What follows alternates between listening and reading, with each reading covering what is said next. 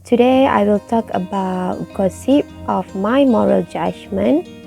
So, in my point of view, I believe that gossip is immoral doing because it's like kita macam mengumpat kepada seseorang yang kita benci.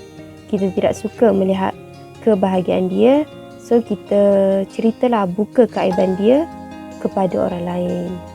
Jadi bagi saya ia tidak bermoral sebab when other people dengar benda ni, dengar cerita ni, of course dia akan berfikiran negatif kepada orang tu dan akan timbullah pula isu sakit hati, benci dan takut untuk mendekati orang tu. Dan orang yang kena umpat tu apabila dia dengar tentang orang yang menceritakan keburukan dia ni, of course lah dia juga akan rasa marah lah dan rasa difitnah walaupun benda tu macam ya betul terjadi kan. And untuk jadikan dia bermoral, apabila kita terdengar sesuatu berita tentang keburukan ataupun keaiban seseorang tu, do not spread to the other people even though we know benda tu salah ataupun betul. Sebab pada pendapat saya lah, dia benda tu hak dia, privacy dia, so kita tak boleh macam pandai-pandai cerita kepada orang lain. For instance, Ali got A in mathematics and then one of his friend, which is contohlah Abu, dia tell to the other friend yang Ali ni dapat A bukan sebab dia usaha, tapi sebab dia meniru.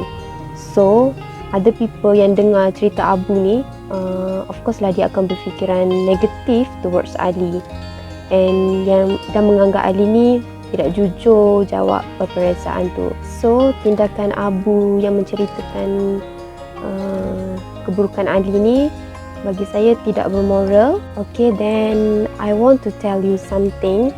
The words tapi kan, ramai yang guna perkataan ni. Contohnya macam dia tu baik, tapi kan dia tu lawa, tapi kan.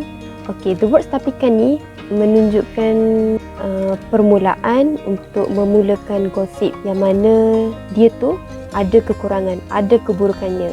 Walaupun dia bijak, tapi dia macam ni. Walaupun dia kaya, tapi macam ni. So, tindakan ni bagi saya sangat tidak bermoral sebab kita terang-terang buka aib dia. Even though it is true or not, so kita tak patut cerita kepada orang lain. Biarlah orang lain tu tahu dengan sendirinya, bukan kita yang cerita. But if gossip tu positif, it's morally permissible bagi saya. Sebab benda tu baik, kita boleh ceritakan, sampaikan kepada orang lain.